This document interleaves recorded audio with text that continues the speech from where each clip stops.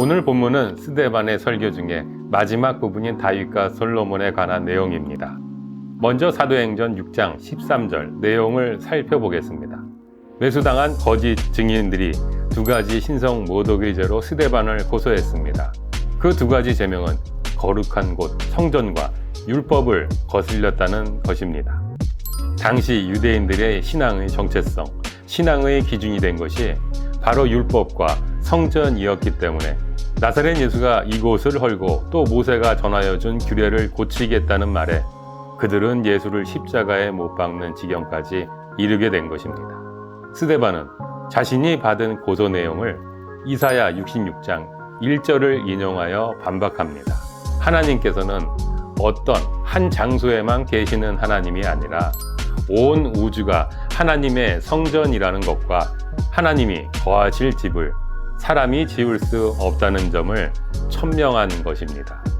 이어 스데반은 이스라엘의 조상들이 율법과 선지자들에게 충실하지 못했던 것을 논박합니다.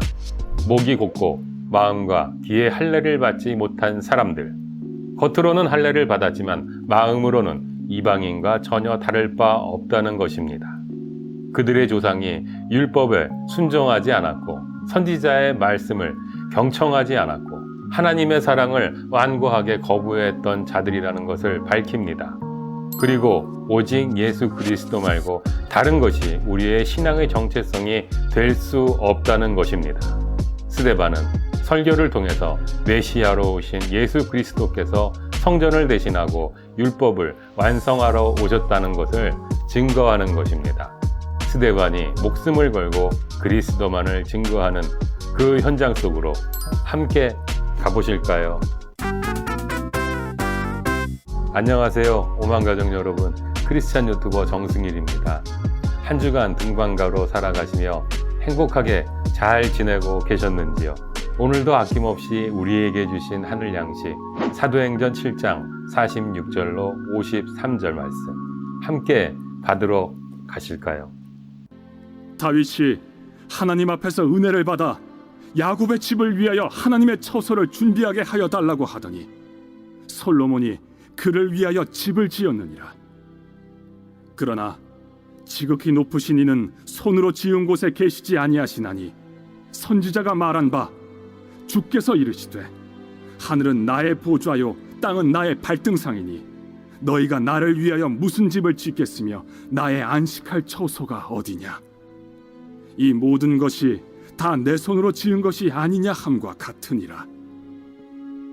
목이 곧고 마음과 귀에 할례를 받지 못한 사람들아, 너희도 너희 조상과 같이 항상 성령을 거스르는도다. 너희 조상들이 선지자들 중에 누구를 박해하지 아니하였느냐. 의인이 오시리라 예고한 자들을 그들이 죽였고 이제 너희는 그 의인을 잡아준 자여 살인한 자가 되나니 너희는 천사가 전한 율법을 받고도 지키지 아니하였도다. 아멘. 하늘 양식 잘 받으셨는지요? 천사의 얼굴 스데반.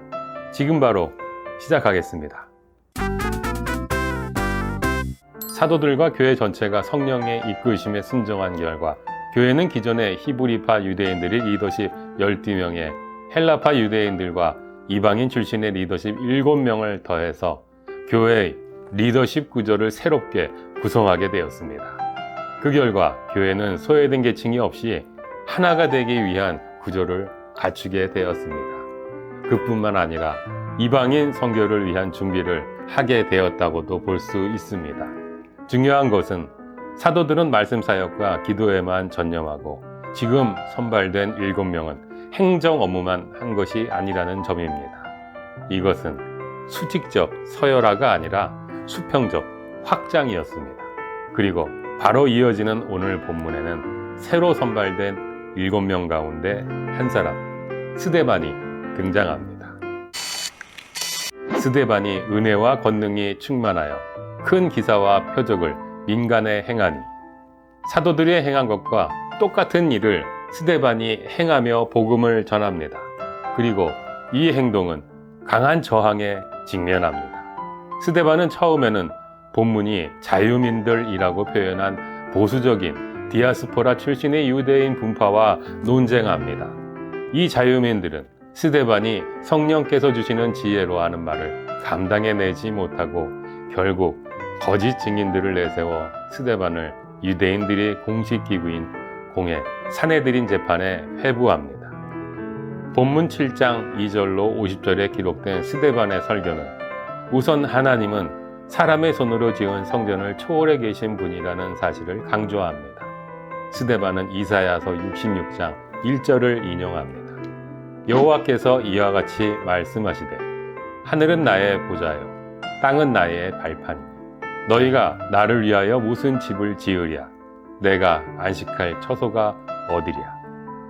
열왕기상 8장에 보면 처음 성전을 건축하여 봉헌한 솔로몬 역시 그 성전 봉헌 기도에서 하나님이 성전에 계시지 않는다는 점을 분명하게 고백합니다. 하늘과 땅, 온 우주가 하나님의 피조물이니 하나님은 우주보다 크신 분인데 어떻게 사람의 손으로 지은 성전에 하나님이 거주하실 수 있겠느냐. 스데반은 이 부분의 문제를 제기한 것입니다. 스데반은 지금 단지 예루살렘 성전만을 모독하거나 대적한 것이 아니라 하나님과 성전을 동일시하는 성전 중심의 유대교를 논박하고 있는 것입니다. 당시 유대교가 성전에만 하나님이 임재하신다는 교리를 붙들고 있었고 그 교리에 파생되는 종교 권력을 독점하고 있었음을 비판한 것입니다.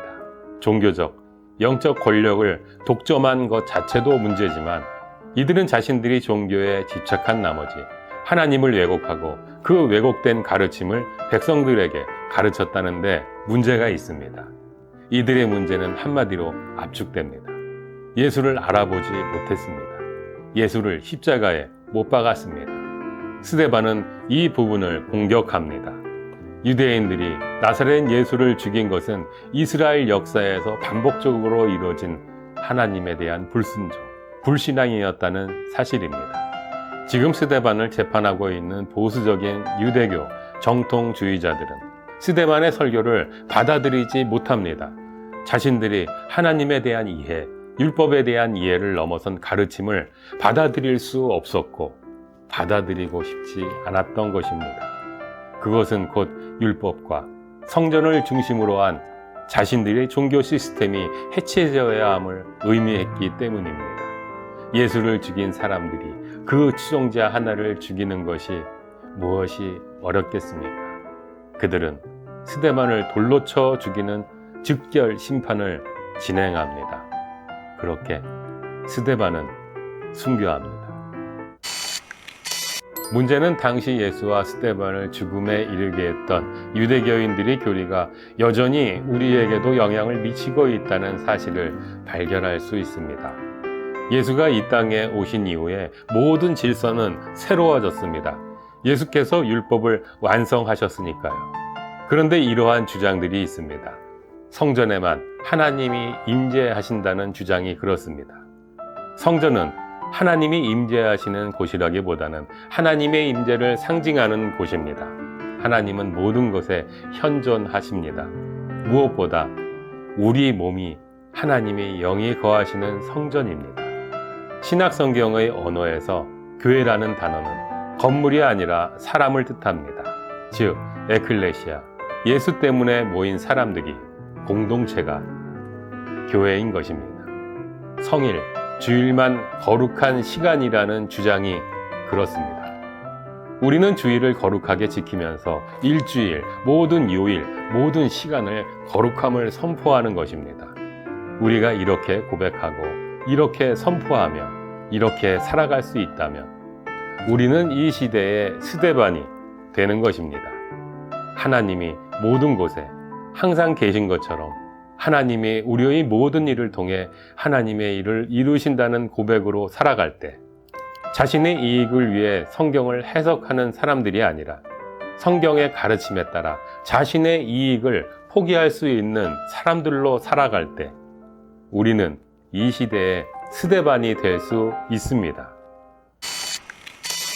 오늘 본문에 나타난 스데반의 모습을 묵상해 봅니다. 스데반이 성령의 이끄심에 따라 당당하게 자신의 신앙 고백을 설교하는 장면도 가슴을 뛰게 하지만 특별히 그가 죽는 모습에서 가슴이 뭉클해짐을 느낍니다. 그들이 돌로 스데반을 치니 스데반이 부르짖어 이르되 주 예수여 내 영혼을 받으시옵소서 하고 무릎을 꿇고 크게 불러 이르되 주여 이 죄를 그들에게 돌리지 마옵소서 이 말을 하고 자니라. 오만가족 여러분, 십자가에서의 예수의 모습이 생각나지 않으십니까?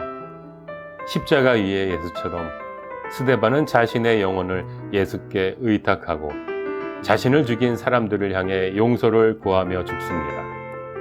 스데반은 정말 예수처럼 살았고 예수처럼 죽은 것입니다. 처음 그리스도인들은 전체 인구 가운데 소수였지만 그들 중에는 스데반과 같은 사람들이 많았습니다.